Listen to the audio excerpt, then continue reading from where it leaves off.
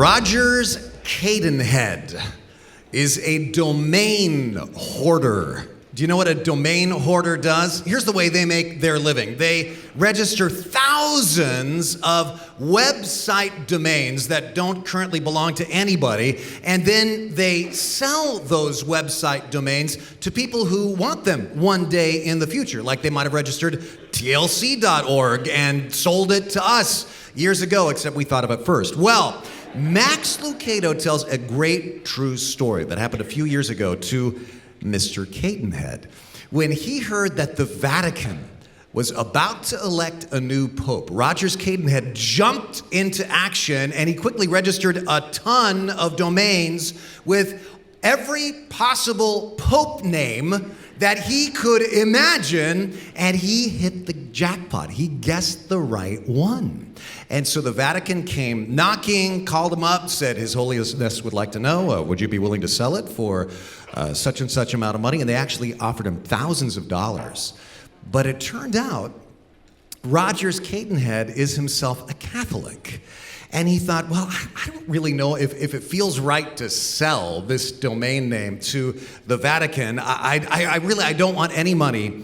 Instead, as he told the Today Show, what I want is these three things. Number one of those hats. Number two, a free stay at the Vatican Hotel. And number three, complete absolution, no questions asked for the third week of March, 1987. Kind of makes you wonder what happened that week, right? Or maybe it reminds you of a week of your own, or a month, or a few years. If there was surveillance video of your entire life, which tape would you want destroyed? Most people have a third week of March, 1987. King David did.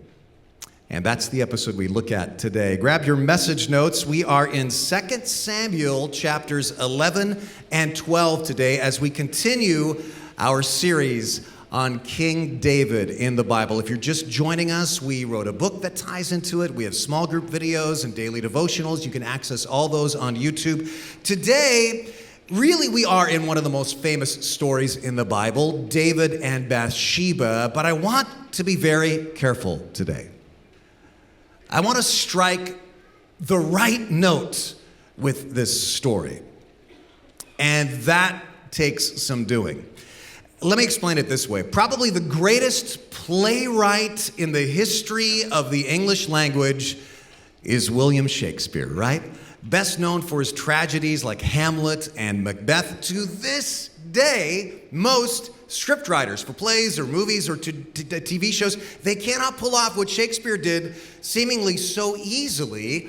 And if you vaguely remember some Shakespeare from your high school English class, let me just refresh your memory. Here's his genius. All of his tragedies have these elements, among others. They all have a tragic hero who was a towering personality, often beloved royalty, like Hamlet, Prince of Denmark, beloved by the people, kind of a charmed life. But these tragic heroes have a tragic flaw that leads to a tragic mistake that causes tragic waste. They make a mistake that just dominoes into full-scale chaos in their families, in their kingdoms. There's all kinds of collateral damage, all sorts of innocent people hurt. And in case you look at this and you go, well, that does not sound like a really good time at the theater, right? That's not a good kind of date night thing. Here's Shakespeare's genius, and here's why there's still Shakespeare with Santa Cruz, 450 years after he lived, right? People still love these plays. Why? Because he gets you somehow to feel empathy for these tragic heroes. Somehow, you don't see Macbeth or Hamlet as a bad guy. As you go through the play, it's clear these are good men. Actually, they're good guys. They're good people who make horrible, tragic mistakes. That is a nuance that's super hard to pull off. Most of our movies and TV shows today, heroes are all good, right? Superheroes, in fact. And the bad guys are all bad, almost always, like really bad, like Voldemort, Freddy Krueger bad, right? But Shakespeare pulled this off. And so these plays make you think, as you're leaving the theater, wow, that could have been me. In the right circumstances, I might have made that choice. And that makes you better. And it makes you a wiser, a more insightful, a more empathetic person. Well, centuries before Shakespeare, another truly inspired genius wrote a masterpiece that does exactly this. And that's the story that we look at today. And here's the thing. If you do what I think I so often hear when people approach the story, if you either underplay the tragedy of what David does, well, he just had a spring fling, right? Or you merely make him into a monster that nobody could ever relate to, you miss the whole point either way. He is portrayed as a tragic hero. And the thing is, you and I could end up the same way. That's why the story's in the Bible. Watch how this unfolds. I just want to tell you the story with some explanatory notes, and then we're going to get to, very quickly at the end, 3 things this story shows us that without stories like this, we're often blind to. So, 2 Samuel chapter 11, verse 1. In the spring of the year, when kings normally go out to war. Now, what's that all about? This is the post-Bronze Age, just apocalyptic world where everybody's fighting each other for supremacy. And in the winter, it's hard to go out to fight because of all the rain and stuff. But in the spring, this is when countries start defending their borders again against marauders. So when kings normally go out to war, David sent Joab and the Israelite army to fight the Ammonites.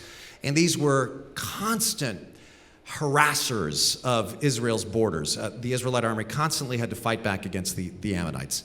So he sends the army to fight. David, however, stayed behind in Jerusalem. So here's his first bad decision. He's not doing his job. He sends people to fight. And in fact, if you look at the story, really the whole time in the story, David is sitting on his throne in Jerusalem. This man of action, this man who'd been a hero, a soldier, a courageous fighter, a leader. This whole story, if you watch for it, he doesn't actually do anything. He's sending people to do his dirty work, like a spider in the middle of a spider web. So there sits David, and late afternoon, after his midday rest, David got out of bed, and he was walking on the roof of his palace. So he has a nice little siesta on the palace lanai as everybody else is defending the borders. After he looked out over the city, he noticed a woman of unusual beauty taking a bath. And so he sent someone to find out who she was. And he was told, she is Bathsheba, the daughter of Eliam, and the wife of Uriah the Hittite. I think this unnamed servant is trying to warn off David, because we find out later Eliam is one of David's mighty men. The mighty men, that's the term that the Bible gives to David's top 37 warriors. The top 37 guys. This is his commando unit. These guys were like a combination of Navy SEAL and personal bodyguard Secret Service agent. They're the top of the top. Oh, and she's also the wife of Uriah the Hittite. Guess who he was? Another one of those 37 mighty men. And we find out later that Bathsheba is also the granddaughter of Ahithophel, and Ahithophel was this brainiac, intellectual advisor to David as king. He was the guy who could see around corners. He was the guy who could see 15 chess moves ahead of you, and David keeps him at his right side all the time to advise him. So Bathsheba is like the daughter of James Bond, the wife of Jason Bourne, and the granddaughter of Sherlock Holmes. You think this was a super bad idea on so many levels? But David ignores the warning signs. You see how he keeps making bad decisions. One little bad decision after another.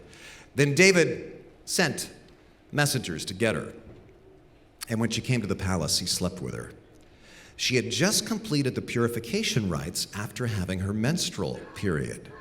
Now, why this detail? There's no detail in this story by accident. Religious people in those days would ritually bathe themselves at various times to be ceremonially clean. And one of the reasons this is in this story is that you had to use what was called living water, not stagnant water. And that meant water from a running spring or rainwater. And where do you think you would collect rainwater in your house? Up on the roof. This is talking about the bath that David saw her take. This detail is in here partly to say Bathsheba's bath was not an act of seduction. It was an act of devotion. This story never breathes a hint of condemnation toward Bathsheba. This detail is there to say this is a story 100% about David's corruption. And you know what else? This is also not a story about an affair. This is a story about a man using his power to sexually exploit a woman and then using his power to try to cover it up. Sounds like something out of the modern headlines, doesn't it? Later, when Bathsheba discovered that she was pregnant, she sent David a message saying, "I'm pregnant." And so this means this is over a month later, right? So next comes the cover-up. Plan A. David sends for Uriah, Bathsheba's husband, hoping he will sleep with her, and a few months from now, maybe Uriah's not so good at math, he'll think it's his kid. But Uriah didn't go home. Verse 9 tells us he slept that night at the palace entrance with the king's palace guard. And when David heard that Uriah had not gone home, he summoned him and said, What's the matter? Why didn't you go home last night after being away for so long? Can you hear David starting to panic? Uriah replied. And to me, this can't help but be seen as some sort of a little subtle criticism of David's laziness. Well, the ark and the armies of Israel and Judah are living in tents, and Joab and my master's men are camping in open fields. How could I go home to wine and dine and sleep with my wife? Like Uriah's saying, I want to show solidarity with my men. I'll go home when this battle is over. So plan A doesn't work. Plan B, do some shots with Uriah. Verse 13. Then David invited him to dinner and got him drunk. But even then, he couldn't get Uriah to go home to his wife. Again, he slept at the palace entrance with the king's palace guard. That Uriah, even drunk, his moral compass right now is better than David's. And at this point, as a reader, you just want to go, David, just confess it. Just confess it to Uriah. But he keeps taking these incremental steps in the wrong direction. And the next one's a big, big step. Plan C. So, the next morning, David wrote a letter to Joab and gave it to Uriah to deliver. The letter instructed Joab, station Uriah on the front lines where the battle is fiercest, and then pull back so he'll be killed. David gives this sealed letter with what amounts to a death warrant for Uriah to Uriah to take to Joab. That's cold. And so what's happened so far? In incremental ways, David has rationalized sin. David has coveted another man's wife. David has committed adultery. David has lied about it. David is now murdering this person. That's half the 10 Commandments. And he's our hero. Well, Joab does as asked, and a messenger delivers the news to David. My lord, several men were killed, and among them, Uriah.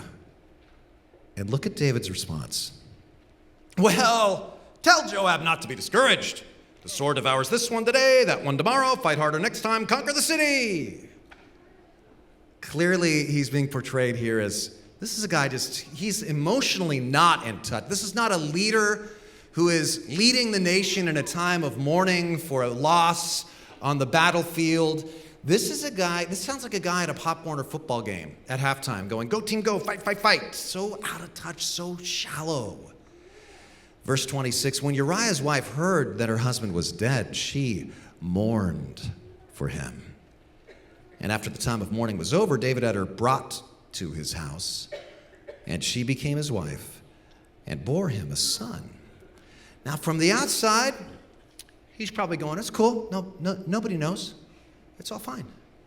But in the last line in this chapter, the narrator tells us, but the thing David had done displeased the Lord. Oh yeah, the Lord. I don't know if you've noticed, in this whole chapter, nobody's mentioned the Lord. The word the Lord or God or anything like that has not come up once, and it's literally the final word. God has the final word, literally, as ever. Next chapter, verse 1. So the Lord sent Nathan the prophet to tell David this story. And when I read this story, I think if I were to cast Nathan the prophet in some kind of a play, I would cast Peter Falk as Columbo. And I know this is kind of dating me. How many of you, raise your hand if you remember Columbo, the TV detective? Whoa, I'm among friends here. That's fantastic. Because Columbo, his whole shtick was he was a rumpled detective who acted like a moron, but he would trick the culprit into confessing because he acted like an idiot. And Nathan goes all Columbo on David for a minute here. He goes, he's leaving the palace. One more thing. Great King, do you have a minute? Because there's something that's just, it's confusing me. I don't know what to do about it. The weirdest situation. And David goes, yes, may I help you? He goes, well, it's just, I don't want to bother you. No, please, go ahead. I've never seen anything like it. Well, he tells the story. There were two men in a certain town. One was rich, one was poor. And the rich man owned a great many sheep and cattle, and the double words there intensified it. It's like there's just sheep and cattle just like pouring out of this guy's windows of his barn. He has so many. But the poor man owned nothing but one little lamb he had bought.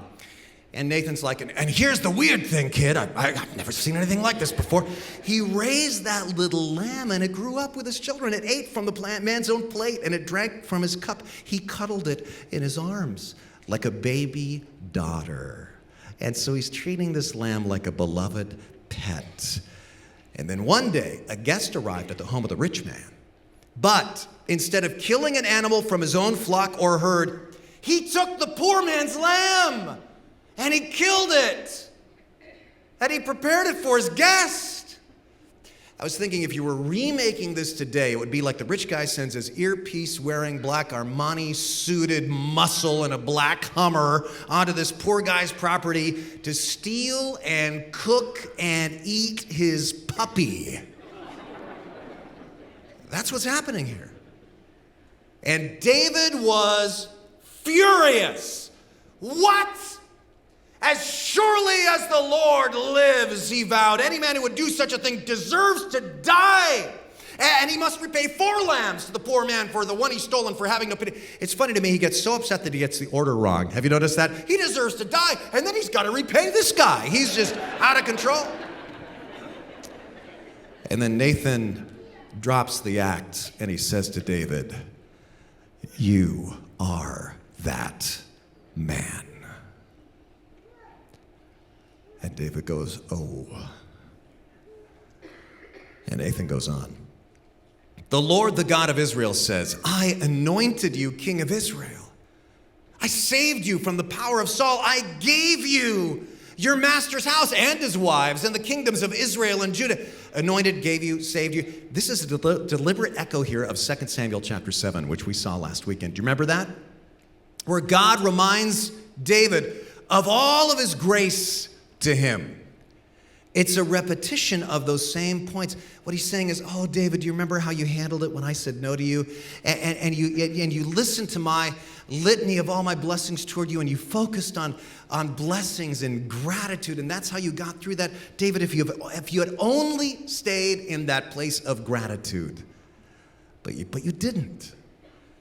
I gave you all these gifts, and if that wasn't enough, I would have given you more. Why then have you despised the word of the Lord and done this horrible deed? For you have murdered Uriah the Hittite with the sword of the Ammonites and stolen his wife. From this time on, Your family will live by the sword.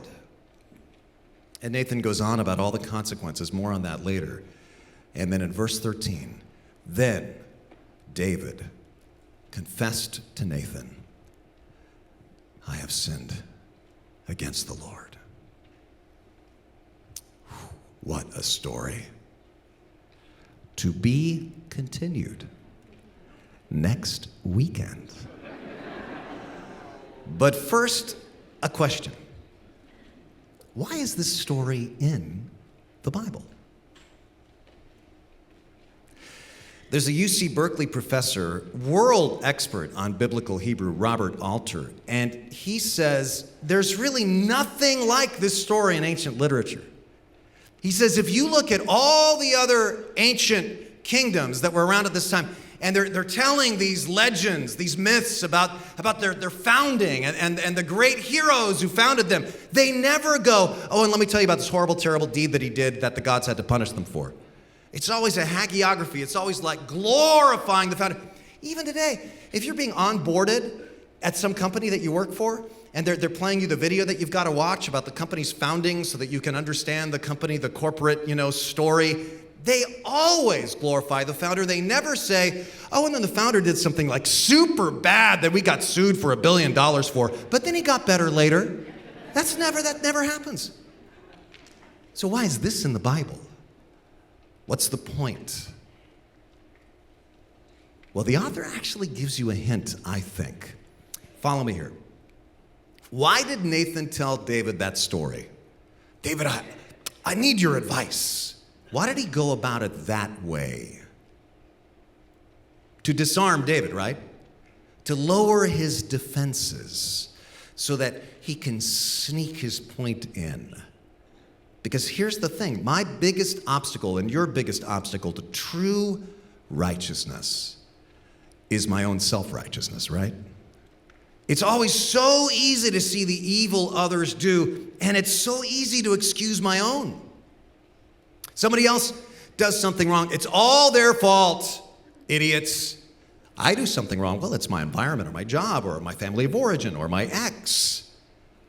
There's a word for this in the recovery community, denial. I don't have an anger problem. I don't know what you're talking about. I'm just passionate about what I believe in.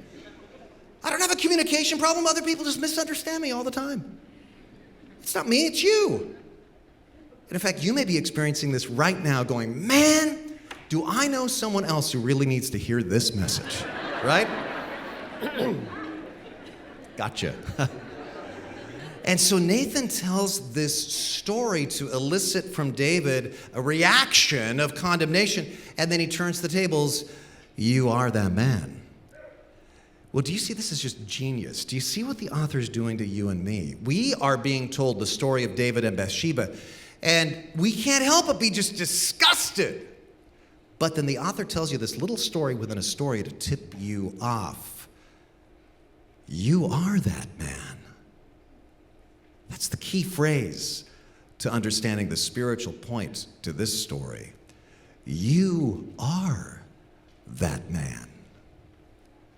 You are that person. We're all tragic heroes made in the image of God, and we have a divinely anointed purpose, but we all have tragic flaws that can lead us astray. Maybe you don't have the exact same flaws as David, but you've got yours. And the worst of our flaws is self-righteousness because it blinds us to everything else. So this story kind of sneaks in under that. The mistake we make when we hear about somebody falling into disgrace, and it seems like every week now, right? You read the headlines, it's some other CEO, some other comedian, some other TV host, some other pastor, some other politician. But here's the mistake we make. We were wrong about that guy. I remember listening to that comedian when I was a kid. I loved the TV show that he was on. I remember watching that TV show host every morning. I remember listening to that pastor's tapes. We all thought he was a good guy, but it turns out we were all wrong. He was just a monster. When you write them off as a monster, you miss the fact that they're just human beings who incrementally rationalized evil behavior. And you and I are capable of that too. Now, most of us don't really believe that. In some way, most of us, our self-image is at least partly, well, I know I'm not perfect, but I'm better than those people. I'm more tolerant, and I'm nobler, and I'm more spiritual, smarter, whatever. And what happens is that actually weakens your defenses to your own bad behavior. In a clever, attention-getting, defenses-lowering way, this riveting story of this hero's fall is there in the Bible to show us three things that you and I often don't see because we're blinded by our own self-righteousness. And number one is this: the power of sin. The power of sin in everyone, including the hero of our story, David. See, watch this. We tend to think only bad guys do bad things, right? This is what David himself thought. I was reading what David told Saul when Saul was chasing him. Remember earlier in this story? And Saul is chasing David because he thinks David's going to kill him. And David says, I'm not going to kill you. And here's what he says in 1 Samuel 24:13. As that old proverb says, from evil people come evil deeds. So you can be sure I'll never harm you because I'm not evil. Do you know where the proverb he quotes here is found in the Bible? That proverb is not found in the Bible. That's not even a biblical idea. This is just his culture's accepted wisdom. Only bad people do bad stuff. So I don't have to worry about myself because I'm not bad.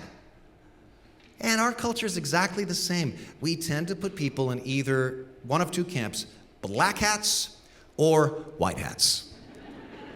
You know, they are the bad guys and we are the good guys. They are practically inhuman monsters. We are the enlightened, beautiful, spiritual people. And this is the first step to rationalizing evil, because we think we're beyond it. Let me get more specific. Have you been born again? Are you saved? Do you self-identify as a Christian? Then you are capable of everything David did. I mean, David's the man who loved God, who wrote many Psalms, including Psalm 40, verse 8. I delight to do your will, O Lord.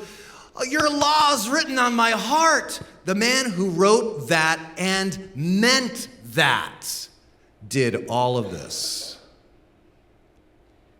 Tim Keller says, this story teaches us that the seeds of the most terrible atrocity live in every human heart, in the best people, even in people who've been converted by God. Seeds. If in your heart there is a little seed of ingratitude, self-centeredness, hurt, pride, self-pity, envy, those are all seeds. And what this story is telling us is this: if they fall in the right soil and are watered in the right way, they will become what you see here in this story and what you see in the headlines every day. Let's get even more specific. David stared at Bathsheba from his rooftop. Well, these days we all have a virtual rooftop through the internet. And we can stare at just about anything. Sexual porn or any other kind of porn. I heard somebody saying, sexual stuff is not the only kind of pornography. There's shopping porn. New kitchen stuff that you can't afford porn, or whatever it is. Where are you staring at stuff you want that you can't have? Stuff you want that you can't have because you really shouldn't be paying to get that stuff, because everything comes with a price tag. This story's saying if you don't stop staring from your rooftop at stuff you want that you don't have, where's that going to lead you? Point two, the pain of consequences. The pain of, I've actually heard Christians say, hey, why not sin? I'm saved by grace. Absolutely, God's gracious. Life is not. The forgiveness of God does not negate all of sin's consequences. Nathan answered David after David confesses, the Lord has taken away your sin. When you confess your sin to God, he's faithful and just to forgive your sin, to cleanse you from all unrighteousness. You will not die, but, and he reels off a list of consequences. I mean, it's, sometimes people say, well, why not sin? Because I could bear the consequences even if there are consequences. Well, it's not just you. People that you know and love are impacted. People that you don't even know are impacted. In David's life, his own children, his own family, and then eventually the whole kingdom is impacted. And next week, we are going to see this in high def. So I'm not going to spend too much time on this because you'll see how the consequences start unraveling next weekend. So that's next weekend. Before it's too late today, I want to get to the good news because I'm dying for it, aren't you? This story is also here to show point 3, the possibility of redemption, even for the worst of us. The possibility of redemption, of coming back from the worst fall imaginable. Now, this is a very complicated emotional issue. NPR ran a story just 2 weeks ago. Headline, "Is Redemption Possible in the Aftermath of the Me Too Movement?" And some said, absolutely not. No. And then they quoted Tamara Burke. She's the activist who coined the term Me Too. She said, well, leaving them in a heap on the side of the road isn't the answer. But allowing them to act like nothing happened is not the answer. There should be an expectation of real rehabilitation, that they have seen the light and want to make dramatic shifts in their behavior. And that is exactly where the Bible goes. The one thing David does right in this whole sordid mess is he doesn't defend his behavior or excuse his behavior or blame his behavior on somebody else. When caught by Nathan, he owns it. He immediately, publicly, gets down on his face before God and prays and repents and confesses and goes on to be very public about this. He writes about it. He owns it. There's at least 2 Psalms where he writes about this whole episode and many more where he talks about the joy of redemption and forgiveness. And in fact, there's evidence that David grew to cherish what Nathan did for him when Nathan did this intervention. David wasn't angry with Nathan. David cherished it. You know how I know? Bathsheba and David ended up having 4 sons together. Can you name any of them? Solomon's the most famous, and then came Shobab and Shemua. If we'd had another son, his name would have been Shobab Shemua Schlaepfer. Just kidding, that's not true. Solomon, Shobab, Shemua, and then their last son was named Nathan. David names his own son after the whistleblower.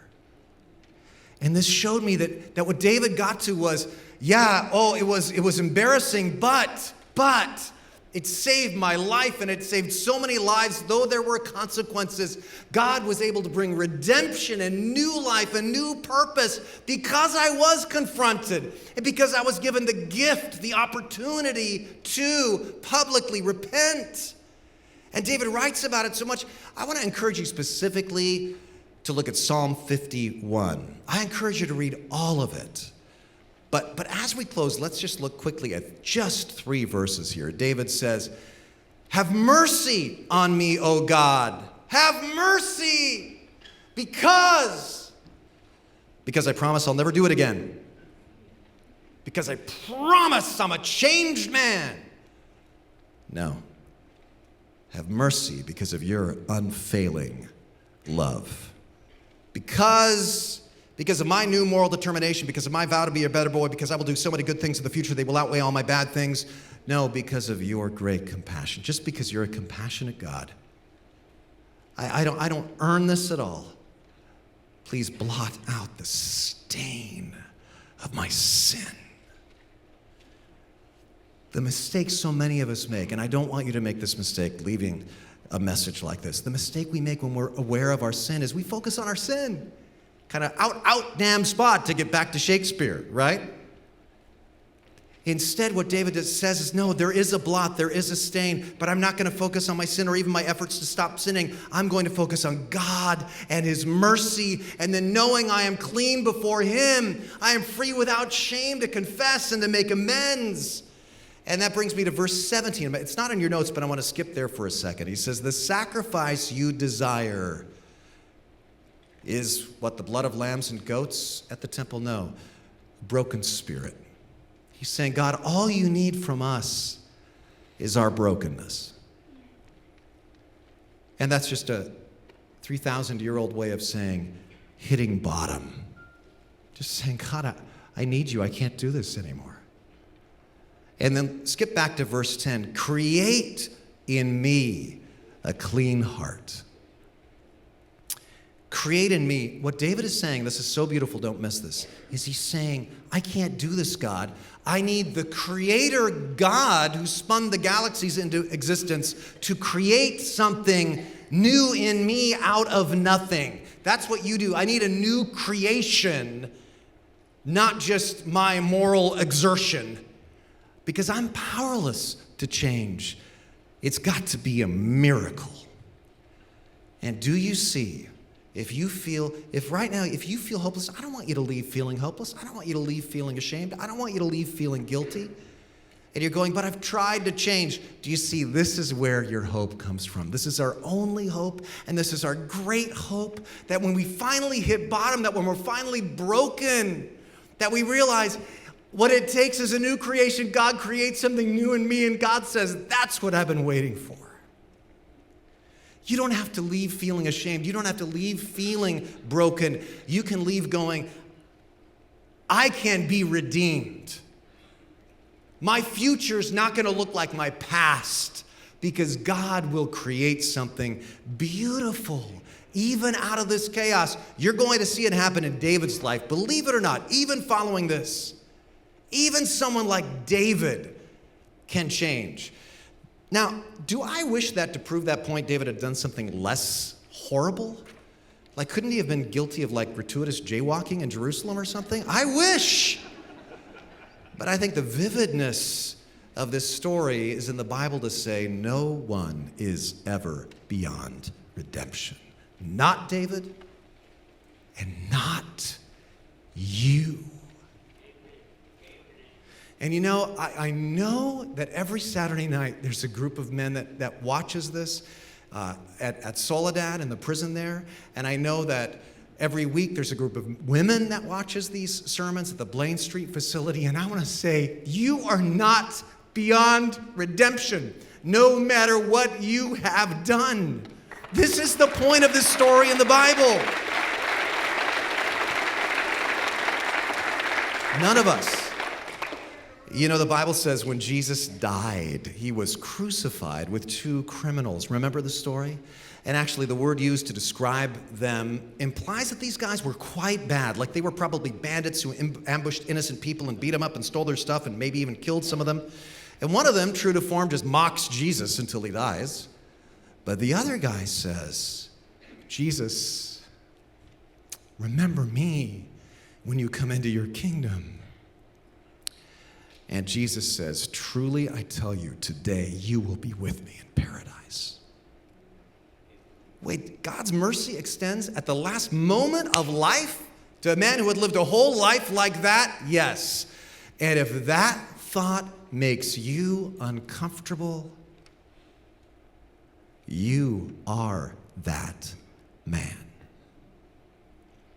Because none of us get into God's kingdom based on the list of good stuff we've done. We are all that man. The mercy of God in Christ is our only hope.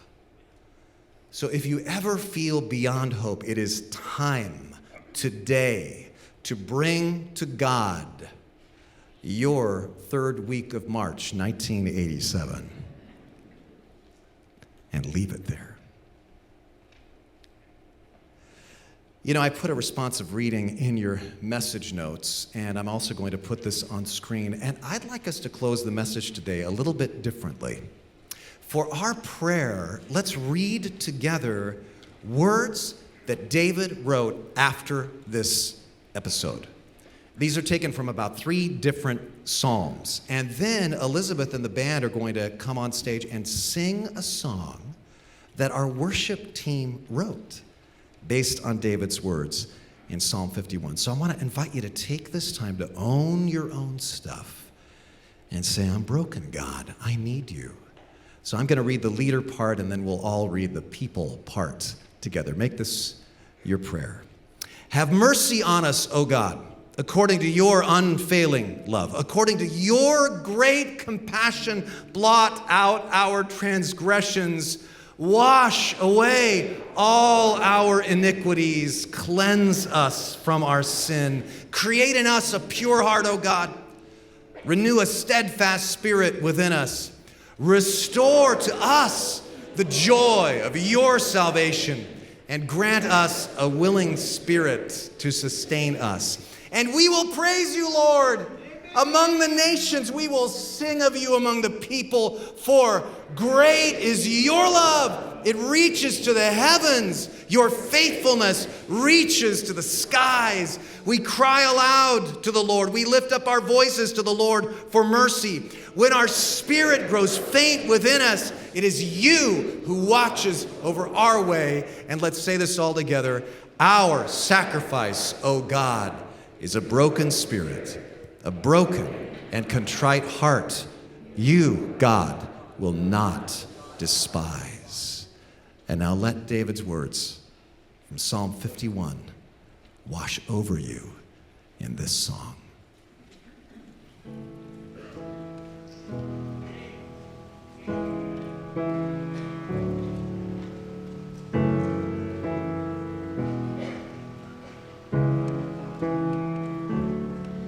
Have mercy on me, God, according to your love, according to your great compassion. Wash away my sin, cleanse me once again. I'm unworthy and I need redemption. Create in me a pure heart. Renew in me a steadfast spirit. Your presence, Lord, can heal my soul.